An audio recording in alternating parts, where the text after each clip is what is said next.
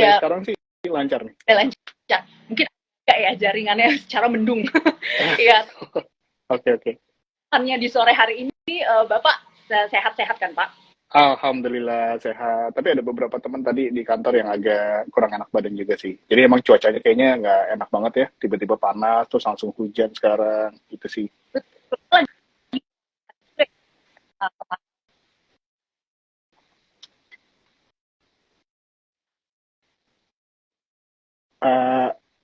Aku nggak bisa dengar apa-apa nih, Fik, dari Vika. Nggak bisa dengar. Sekarang nggak Pak? Mungkin Sobat Cuan boleh komentar. Iya, coba. Suaranya terdengar jelas nggak ya, teman-teman? Kalau sekarang belum kedengeran sih. Oke. Halo, tes. Nah, ini ya. Kedengeran ya. Oke, mungkin saya kayaknya sih Pak Ganesh, karena ini mungkin bisa jadi sinyalnya atau apa ya, tapi saya coba akan lebih jelas lagi ya, Pak Ganesh. Ya, Pak Ganesh.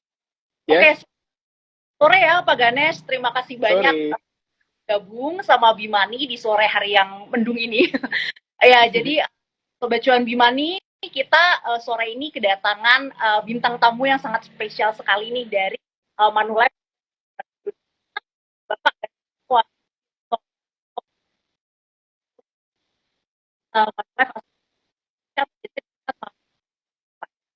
Iya. Di reksadana Manulife ini tentunya adalah juga setelah sejak 6 ya, jadi pertama itu, dan memang komitmen untuk selalu memberikan solusi investasi yang berkualitas juga membuat MAMI ini ya, atau Manulife Asset Management Indonesia ini mampu mempertahankan posisinya nih sebagai salah satu manajer investasi terbesar di industri reksadana dan juga pengelolaan eksklusif di Indonesia ya Pak. Dan per Juni 2023 MAMI ini mengelola dana masyarakat sejumlah 101,4 triliun rupiah. Itu sangat banyak sekali ya Pak Ganesh. Luar biasa Pak pencapaian dari MAMI ini. Oke. Pak Ganesh, thank you. Silahkan Pak, kalau mau menyapa dulu ya Sobat Cuan Bimani, silahkan Pak. Oh, iya. Oke. Sorry ya teman-teman, ini aku agak kesulitan mendengar, soalnya suaranya Vika dari tadi agak putus-putus, tapi aku coba perkenalan diri dulu kali ya. Yes, tadi apa yang sudah disampaikan Vika mostly udah diutarakan semua, tapi perkenalkan, nama saya Ganesha Waitirto. Teman-teman bisa panggil saya Ganesha aja. Saya kebetulan di MAMI memang handle 2 divisi sekarang, division direct sama digital distribution. So untuk yang digital seperti Bimani dan teman-teman yang lainnya ini memang relationship-nya kami dukung terus gitu ya, karena dengan adanya fintech ini tentunya bisa mempermudah teman-teman untuk berinvestasi khususnya di capital market ya dalam bentuk produk reksadana. So AUM kita memang tadi sudah disebutkan juga udah 101 triliun. Yes, kita one of the largest asset management company yang ada di Indonesia saat ini. Tentunya kontribusi dan bantuan kolaborasi juga dari teman-teman Bimani semua. Gitu sih, Vic. Yes, thank you so much Pak Ganesh ya. Jadi 101 triliun itu sangat banyak, dan itu pastinya juga mengindikasikan bahwa memang level kepercayaan masyarakat terhadap MAMI itu luar biasa ya Pak Ganesh ya. Iya. Oke. Thank you, Vic. Kalau gitu kita langsung mulai aja ya. Di sore hari ini kita akan membahas sesuai dengan topiknya ya. Topik dari live ini adalah obligasi kembali rally, momentum emas akumulasi. Nah, kita kan melihat nih ya, kemarin di bulan Oktober itu misalnya untuk imbal hasil obligasi sendiri itu sebetulnya sempat naik ya, cukup signifikan. Dan ini nggak hanya di Oktober aja, bulan sebelumnya sebetulnya gitu. Nah, tapi kalau kita perhatikan nih Pak, kalau di November ya, mungkin di minggu pertama November gitu ya, kemarin peralihan dari Oktober ke November, itu sebetulnya imbal hasil obligasi ini baik di Amerika Serikat maupun di Indonesia itu udah mulai turun nih Pak Ganesh. Mana kalau imbal hasil itu kan berkebalikan dengan harga obligasinya ya, jadi ketika dia turun imbal hasilnya, maka harga obligasinya itu udah mulai naik nih. Nah, kenapa sih hal ini terjadi gitu, dan apakah pembalikan arah ini itu ya, itu tuh sebenarnya sementara aja atau temporer aja, atau ini bisa berkelanjutan nih Pak ke depannya? Oke. ini topiknya sangat menarik sekali ya, Vika ya. Tapi aku coba sampaikan dengan cara yang lebih sederhana kali ya. Karena ini di jam 4 sore, teman-teman juga pasti udah lagi on the way pulang semua. Jadi ya harapannya sih ini bisa menjadikan insight juga bagi teman-teman gitu ya. Tapi memang benar di Oktober itu kita kemarin sempat mengalami, aku boleh bilang koreksi kali ya di pasar obligasi Indonesia khususnya, karena memang ada beberapa event yang memang terjadi secara serentak, khususnya di global market di Amerika Serikat gitu ya. Jadi kalau kita lihat memang beberapa event ini mengacu kepada satu tema sih. Jadi mereka sepertinya pelaku pasar dan investor ini terlihat seperti menyalakan mode flight to safety atau beralih yang tadinya risk on menjadi risk off. Nah, kenapa sih mereka saat itu melakukan hal tersebut? Karena memang ada beberapa volatility, ada beberapa uncertainty yang mereka rasa kok kayaknya ini lagi beresiko sekali ya. Jadi mereka keluar dulu nih dari market.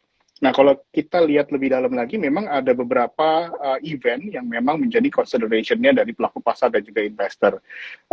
Yang seperti ada di catatan aku ini, adanya lebaran fiskal yang, defisit fiskal yang cukup lebar juga di Amerika Serikat, itu membuat bond issuance-nya di Amerika Serikat menjadi lebih tinggi, dan harusnya ketika itu terjadi ini nggak akan berimpact yang kurang baik terhadap US Treasury-nya. Kita lihat di Oktober US Treasury-nya itu bisa sampai 5% kalau nggak salah ya. Terus kemudian ditambah dengan geopolitical tension yang tiba-tiba secara out of nowhere itu terjadi di Middle East. Nah, ini juga menjadi sentimen yang kurang baik bagi pelaku pasar dan juga investor untuk berinvestasi lagi. Jadi mereka masih wait and see kali ya.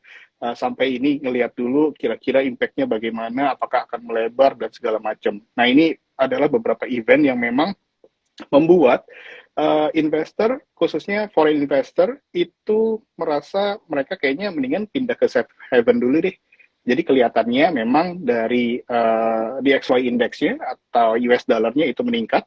So, mereka lagi lebih cari yang safe haven, sama yang dari sisi gold-nya juga meningkat, kalau misalnya Vika aware juga tuh. Tapi memang ini berubah sangat cepat sekali ya. Jadi setelah ada Fed meeting kemarin, itu yang dirasakan oleh pelaku pasar dan juga investor terlihat lebih dovish sedikit ya. Jadi itu yang sudah dilihat sama investor dan membuat yield-nya kembali turun gitu, Vic. Jadi pada saat yield-nya turun, tentunya harga-harga obligasi ini menjadi lebih tinggi dan baik juga bagi investor. So, congrats buat investor, Sobat Cuan Bimani yang kemarin sempat beli pada saat di level koreksi, pada saat yield-nya di 7 sampai 7,2% gitu ya, udah beli dan sekarang harusnya udah mulai ada senyuman sih di wajahnya masing-masing. Nah, masuk ke Indonesia, memang kita secara direct memang nggak ke impact ya. Karena kalau kita lihat secara fundamental, Indonesia doing good, dari sisi inflation-nya masih lebih rendah dibandingkan dengan developed market, dari sisi pertumbuhan ekonominya juga masih tinggi dibandingkan dengan developed market juga. Tapi memang perlu diingatkan kembali nih, Vic, market itu kan bergerak dengan sentimen dan juga fundamental. Kalau fundamentalnya doing okay, tapi masih ada satu sisi lagi yang memang bisa mempengaruhi market juga, which is sentiment.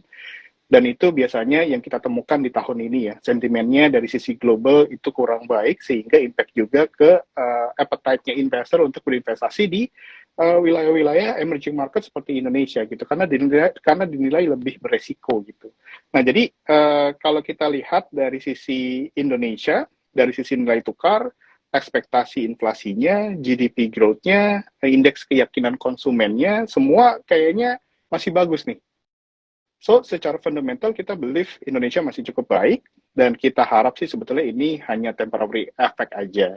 So, hopefully dengan kemarin sudah ada Fed meeting juga, dan kemarin juga udah keluar beberapa data ekonomi yang ada di Amerika Serikat, harapannya at least sampai di quarter 4 ini bisa berbalik sentimennya, dan di 2024 seharusnya untuk emerging market bisa mendapatkan potensi yang lebih baik juga sih. Gitu sih kira-kira ya. Oke, Pak Ganesh, thank you Pak. Ya. Tapi Pak, kalau kita perhatiin nih Pak ya, kemarin tadi yang seperti saya mention ya, kalau di minggu pertama November peralihan itu kan sebetulnya obligasi kita lihat trennya membaik ya, apalagi tadi yang Pak Ganesh katakan gitu ya, dari segi Fed mungkin sesuai gitu ya dengan prediksi pasar, dan juga saya juga perhatikan tuh kalau saya biasanya mantau Fed Funds probability ya di CME Fed Watch itu benar-benar langsung berkurang drastis ya probability bahwa Fed ini bakal masih naikin rate lagi gitu. Nah, cuman kalau kita perhatikan Pak Ganesh di pasar saham ini agak sedikit berbeda nih Pak. Jadi ketika kemarin di minggu pertama November obligasi membaik gitu ya, quote and quote, tapi IHSG ini kita perhatikan masih terkoreksi ya Pak Ganesh gitu ya. Jadi baik di Oktober maupun juga di minggu pertama November gitu. Nah, kenapa sih Pak bisa terjadi arah yang berkebalikan ini? Karena kan padahal kan sebenarnya IHSG itu dan juga obligasi ya in a way gitu kan, mereka sama-sama mencerminkan risk appetite gitu Pak. Iya. Iya, oke, betul. Tapi dari sisi saham seharusnya risk appetite-nya lebih tinggi ya dibandingkan dengan obligasi. Kalau obligasi kan rasanya dari sisi risk dan return ini cukup menarik. Kalau misalnya dari saham, memang ada beberapa faktor gitu ya. Tapi kalau yang kita lihat memang buat kasih gambaran juga, secara year to date dari Januari sampai Oktober, IHSG itu performance-nya koreksi 1,4%. Enggak yang paling baik, tapi nggak yang paling buruk juga. Ada beberapa kawasan yang kita lihat performance-nya lebih buruk gitu ya. Dan kalau dilihat memang performance month to date di November ini udah mulai berbalik positif gitu ya. Jadi kalau nanti dilihat itu kayaknya lebih dari 1% kali ya untuk hari ini aja month to date-nya. So harapannya bisa lebih baik lagi. Tapi kalau misalnya kita lihat lebih dalam lagi, memang kenapa sahamnya ini belum terlalu bergerak gitu ya. Kalau kita lihat dari Januari ya cuman naik atau kayaknya nggak kemana-mana gitu ya. Kalau kita sih ngelihat dari sisi flows-nya ini masih agak struggle sih.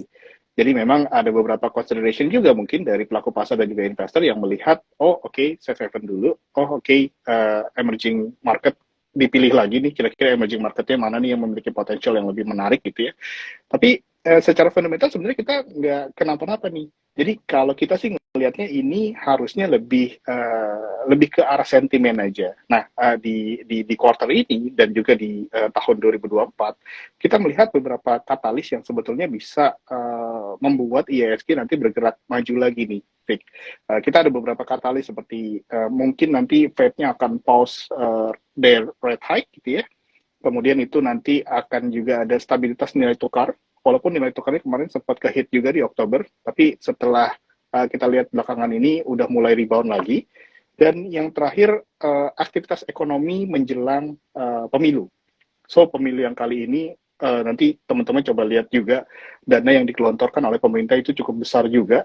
So, itu seharusnya bisa support kita punya ekonomi dan hopefully bisa impact ke pasar saham juga. Itu sih. Jadi, memang kenapa IHSG-nya dari bulan awal November belum terlalu kelihatan, karena memang kita melihat kayaknya dari sisi flows-nya masih agak struggle sih. Oke, jadi sebenarnya kita tinggal tunggu timing aja ya Pak Ganesh ya. Correct. Kalau Yes. mental Karena kita kalau Vika lihat dari sisi valuasinya itu cukup menarik, valuasinya itu dibandingkan dengan rata-rata 5 tahun atau 10 tahunnya itu masih di level yang di bawah rata-ratanya, itu menurut aku sih entry point yang menarik sih gitu. ya, udah fundamental bagus, valuasi juga lagi murah ibaratnya ya, jadi sangat atraktif. Nah, Pak Ganesh, kalau aku perhatikan nih sekarang banyak ya di berita-berita gitu atau analisis-analisis dikatakan bahwa sekarang itu pasar udah price in higher for longer gitu narasi. Nah, sebenarnya apa yang dimaksud dengan higher for longer ini? Karena ini sangat banyak sekali oleh pelaku pasar. Apa sih dampaknya terhadap pasar modal gitu, baik mungkin secara global maupun di Indonesia? Oke. Jadi memang narasi higher for longer ini rasanya teman-teman juga Sobat Cuan Bimani juga sering lihat ya di beberapa headline, di beberapa media, tapi pengertiannya sebetulnya in brief dari pemerintah Amerika Serikat melalui bank sentralnya, the Fed, itu diekspektasikan kebijakan suku bunga Amerika Serikatnya ini akan remain tinggi di level yang sekarang gitu ya. Jadi hal ini sebetulnya bisa membuat kinerja pasar saham dan juga pasar global ini akan tertahan gitu ya. Karena kalau misalnya kita pikir lebih dalam lagi, kalau misalnya suku bunganya di sebuah negara itu tinggi, pebisnis itu kan pasti akan reluctant untuk memulai ekspansi bisnis gitu ya, karena borrowing cost tinggi dan segala macam lah ya. Nah, tapi kalau kita lihat lagi, data ekonomi AS ini ternyata sudah, kalau yang terakhir kalau kita lihat sudah masuk ke ekspektasi dari pemerintah Amerika Serikat itu sendiri. Jadi kalau kita lihat kenapa narasi higher for longer ini keluar, karena memang melihat beberapa data ekonomi di US ini masih cukup solid. Kayak misalnya data GDP growth-nya, kalau misalnya Vika lihat GDP growth-nya di quarter 1, quarter 2, quarter 3 di tahun ini, itu kan tinggi ya. Jadi dari 2,2, 2,1, dan yang kemarin di 3,5%, itu kan di luar ekspektasinya pelaku pasar dan juga investor ya. Tapi kalau dilihat dari forecast-nya di quarter 4 dan seterusnya, itu seharusnya sudah mulai normalize. Jadi udah mulai agak ada penurunan gitu ya. Nah, jadi dengan kemarin melihat beberapa data ekonominya, contohnya GDP growth-nya di Amerika Serikat masih cukup tinggi, ini kalau misalnya masih berlangsung, takutnya inflasi yang menjadi musuh utamanya mereka saat ini akan remain high. Dan sedangkan kalau misalnya Vika juga aware kan, target jangka panjang inflasinya Amerika Serikat itu kan pengennya di 2% ya, plus minus gitu ya. Nah, jadi kalau misalnya nggak ditinggiin terus suku bunganya, takutnya inflasinya akan naik lagi seperti tahun lalu ataupun di awal tahun ini gitu. Jadi ekspektasi bahwa higher for longer atau suku bunga ini masih akan remain high dalam jangka waktu yang cukup lama, ini menjadi sentimen yang kurang baik sebetulnya bagi pelaku pasar dan juga investor saat ini. Nah, tadi sudah di-mention juga recent condition-nya rasanya udah mulai berubah gitu ya, menjadi lebih buruk. Jadi ini agak aneh untuk disampaikan ya, tapi sekarang tuh kayaknya bad news jadi good news gitu ya. Tapi ini sebenarnya masih too early to say kali ya, karena kita kan baru melihat data yang bulan kemarin ya. So harusnya sih ini akan data dependent bagi Amerika Serikat untuk melakukan kebijakan moneternya di kemudian hari.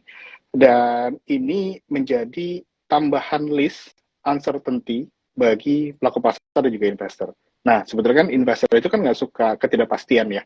Jadi mendingan bilang aja deh berhenti sekarang dan mau ngapain. Tapi kalau masih uncertainty gini kan investor juga masih agak takut nih untuk masuk ke market lagi. Nah, jadi kalau kita sih ngelihat bagaimana impact-nya ke kinerja saham maupun di obligasi di financial market-nya.